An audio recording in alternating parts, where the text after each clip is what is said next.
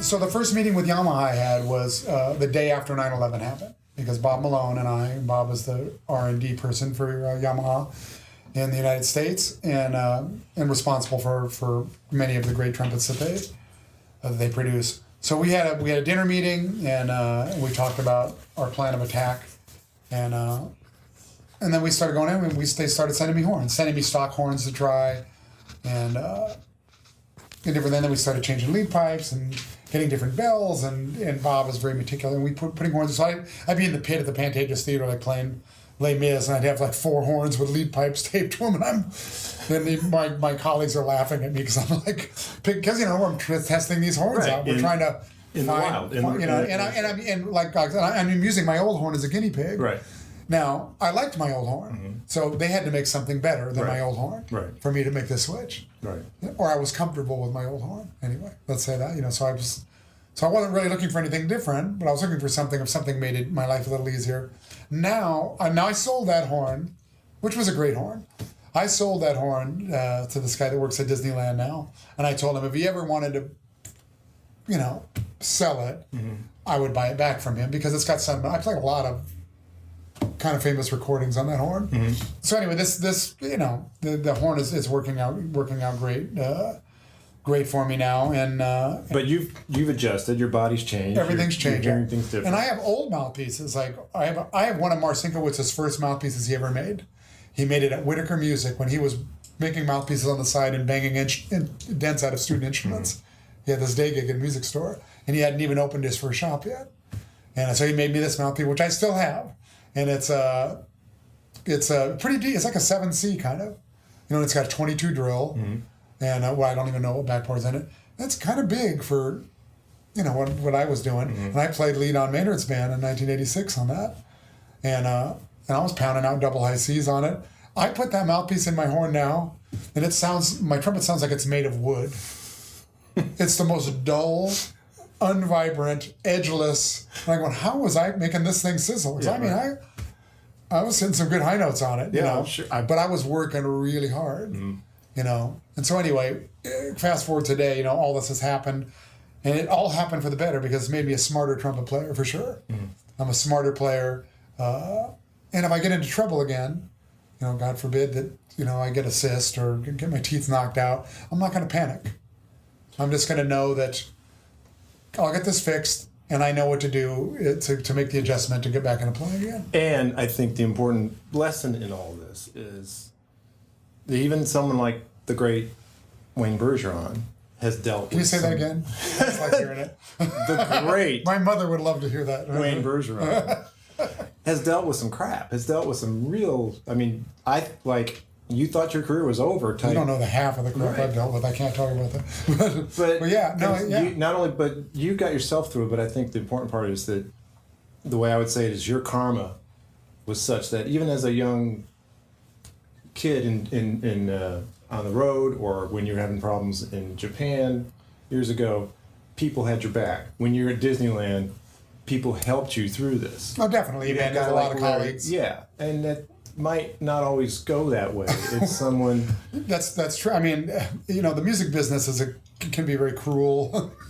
What's the line? A cruel, shallow place, and then there's a dark side. There's a dark side too. Whatever that quote is, and it's kind of true, because even some people you think that are your friends and their colleagues you work with, you're all competing for the same work. Right. And so that brings an element of, even when you're friends, we're competing for the same work. So when work gets thin, those knives start coming out a little bit. And so there was somebody in LA that actually said, when I was going through this, they told a major contractor in town, Wayne's done. Wow. So you plant that seed in a town like to a contractor, then all of a sudden they're going to disregard you, like, he's not going to be dependable anymore. Right. And so when I heard that, it got back to me. I mean, I was hurt, first of all, because the person that said it was, somebody I know, and I considered a friend, of course. And, I made it a mission. It was my mission. Okay, I'm going to come back from this. You use that as this is motivation for me, and I'm going to come back, and I'm going to be back from this. And I came back, and just like I did the first time, I became a smarter player. I came back stronger. I came back from this stronger. And so I can look back now. I have a little timeline to look back on, so I can see, where I faltered during my career and the things that happened and problems I caused and problems I didn't cause, and I can look back and I can tell you that I'm going to be 61 in a few weeks, and a 61-year-old Wayne Bergeron can kick a 25-year-old Wayne Bergeron's butt all over the stage, and not every 60-year-old can say that. No, because and I think it's because of just some good advice I got along the way, maybe something I absorbed, watching people play. When I see somebody that plays more effortless than me, you want to know how they do that. Yeah, I look at them, I go, man, I don't want to look like I'm straining so much. So you start thinking about that. So your body starts making adjustment. Getting advice from Bobby Shue. Bobby Shue's probably done more to educate the brass world than and I won't say than any educator in history, but he's right. He's right out there. Yeah. He's done a lot. I mean, to use Bobby's line, he'd say many of the old teachers and the old teachings that we still look at. We're looking at these books that were written in 1911. Right. And that's still the Bible. I mean, yeah, there's great information in there, but we've learned a little bit since then. We've got technology on our side, and we've learned a lot about the demands of playing. And you can't keep your head stuck in the sand of tradition. You have to move forward, and so. Bobby would say a lot of things that were different from that teaching, that go against the grain of traditional teaching. But you listen to him play, and Bobby is older than 70 now. I don't know how, sorry, Bobby, I don't know how old you are, but I think you're 74 now. And he's kicking, if you don't mind me using foul language, he's kicking ass. And it's because he's such a smart player. So, and there's many players, disciples of his, and I'm one of those included, that took that little bit of information from him and started writing about the air and how to use our body, to make the air come out the correct way, and how to make the aperture function to make the sound big, and how to play more efficient equipment and still get a big sound. I mean, Bobby has a great sound. He plays smaller equipment, and you don't have to have big stuff to do that. So that's kind of like an old school way, like we need to be big. Right. I tend to think that we start young students, for mouthpieces, for instance. When you get somebody that's 10 years old learning to play the trumpet, and you give them a 3C, a 3C is this to them. Right, yeah. This little tiny vase. They develop embouchure problems early on. They have nothing to blow against, there's no resistance, so they struggle, they develop embouchure problems, and they give up. The trumpet's hard enough. I think they should, I would think, a 7C comes with most trumpets, because it's in the middle. For young kids, I think it should be a 10. Really? Or 12, even, because it matches the face. You wouldn't wear a size 6 shoe, right? Or a size 15 shoe, because it's going to make you faster. It's too big for your setup. So, there's a reason they make all these different sizes. And going to the extremes, I would only go to the extremes if somebody had small or giant lips, and then that's somebody with really big fleshy lips. Can play a bigger mouthpiece because the lips go into the mouthpiece and they take up some of the cup volume, so they make that mouthpiece shallower. So it's not one size fits all. I hear a lot of band directors and stuff making their students, everybody has to play a 1.5 C. So we all sound the same. Because it's they're not going to sound the same.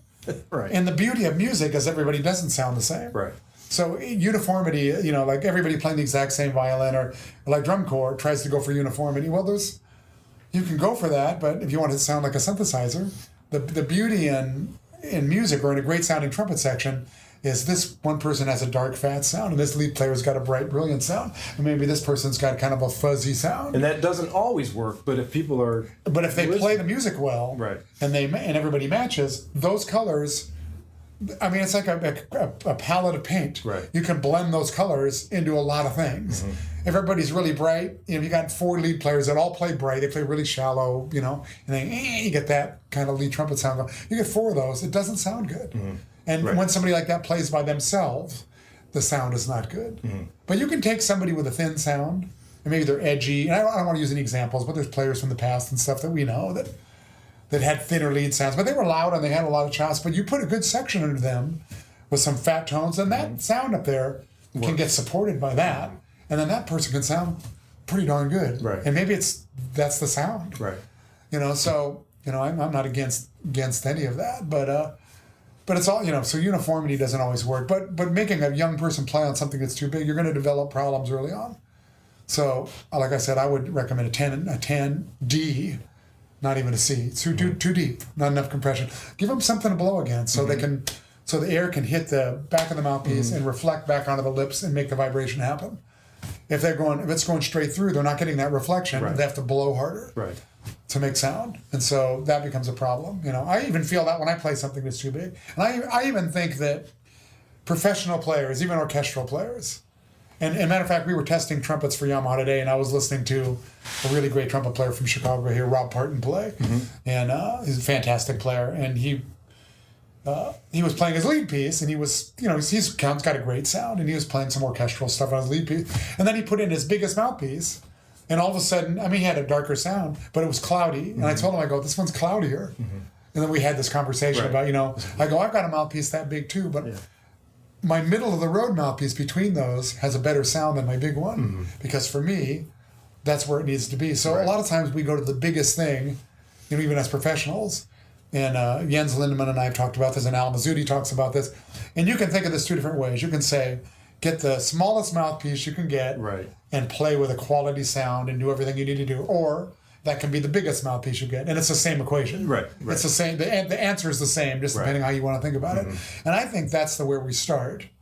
And so, I think it's okay to switch mouthpieces. Maybe we have some things for different kinds of music. I know that some trumpet players that play the Brandenburg, they have a mouthpiece just for the Brandenburg, or a special horn, whether it's a pick and C or like Dave Washburn, who's here, great, owns the Brandenburg.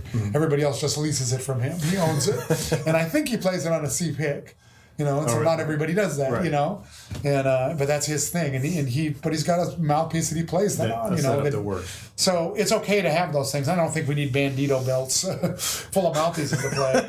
But I have a few different things. I'm going to play fourth trumpet in an orchestra, which I have to do, and the parts are all banging out low G's. Well, I'm going to let me take a mouthpiece out that gives that to me a little bit easier. Do you own a C trumpet? I did, and I sold it because I'm a gentleman.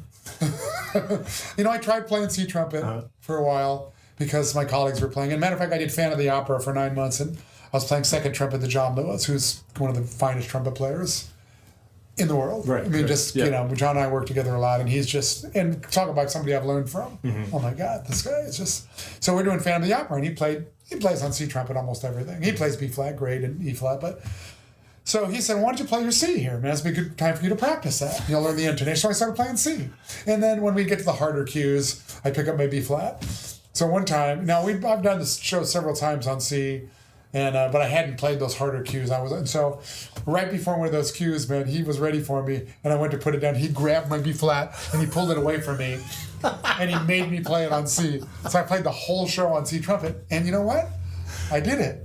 I did it. You did. I got through it pretty good. Yeah. So I started playing the show on C, and I started feeling, when I moved up and played first, I went back to my B flat because I was just scared.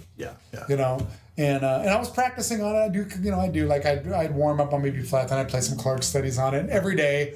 And as I started embracing it, I started liking my sound more.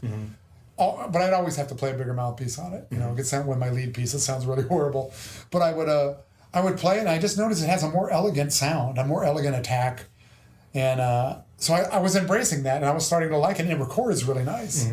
But I wasn't confident enough to, So anyway, to make a long story even longer, when Phantom of the Opera ended, and I would get on dates, and I go, I'm going to play my B flat. And I stopped practicing on it, and I just sold it, And so I just started going, okay, I'm a B flat trumpet player. That's what I do. Play B flat, pick, flugelhorn, cornet. I can do all those things pretty well. I'm a good piccolo trumpet player, I think. For a high note jock. I try not to sound too obnoxious on it. Understanding now what I understand about the aperture and stuff, how it works now. I used to think, like everybody else, when you play lead trumpet, and we want to sound like a classical player, so we go get the biggest mouthpiece we can get. But if you don't know how to make the correct sound, you're still making that same vibration into just another mouthpiece. So it's the same crappy sound. It's garbage in, garbage out. It doesn't matter what mouthpiece it is. The signal's got to be right. So the reed's got to be just like a classical saxophone player when you use a certain mouthpiece setup. Maybe the reed's closer to the top of the mouthpiece so they can play softer and a more elegant front end. That would be a C trumpet. It's got a little more resistance. And so you go to a deeper mouthpiece, now you've got less resistance. So for somebody like me, it's more work. So making the adjustment here, so maybe this is smaller at a soft volume. This is our volume control anyway.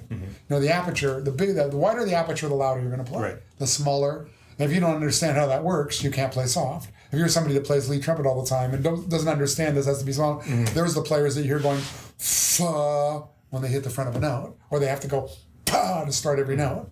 It's because this is not set correctly. The reed's not in the correct position for soft volume. So now that I understand that, now I can go to a larger mouthpiece, and then I can set this up the way it's supposed to be set up, and now I get a more elegant sound. So that's transferred over into my piccolo trumpet playing, which I'm not, Maurice Andre by any stretch of the imagination, but I play piccolo trumpets on movies, and I'll play a passage on it. Not if it's written that way, but sometimes, we got high Fs to play, and why not play it on the right tool for the job, make it easy instead of trying to bang it out of a B flat trumpet and give myself a hernia, So I would play it on that, and it would sound better, and now I'm comfortable on it. I feel like my intonation's comfortable, and so now it's a tool in my arsenal, just like my other mouthpieces are. I got all these different tools, and is that cheating? I mean, some people say, "Oh, you're cheating. You should practice hard and play the mouthpiece that came with the trumpet." There's people that say that kind of stuff. I don't think that's cheating. I think that's smart. It's smart. Yeah, well, thank you. But it's smart. It's making the music sound easier. So the easier you can make it, efficiency wise. If that's cheating, then classical trumpet players have been cheating for years because they switch horns. You put something on C trumpet or D trumpet to make it more accessible. Right. Instead of, why would you play something that's going to put something in a horrible key? Why would you put it in the worst key where you're going to be throwing the slides and going to be clumsy because of the thing? Put it in the right key, and man, the trumpet's hard enough. Let's not make it any harder. Right. So anyway, that's how I think about all that anyway.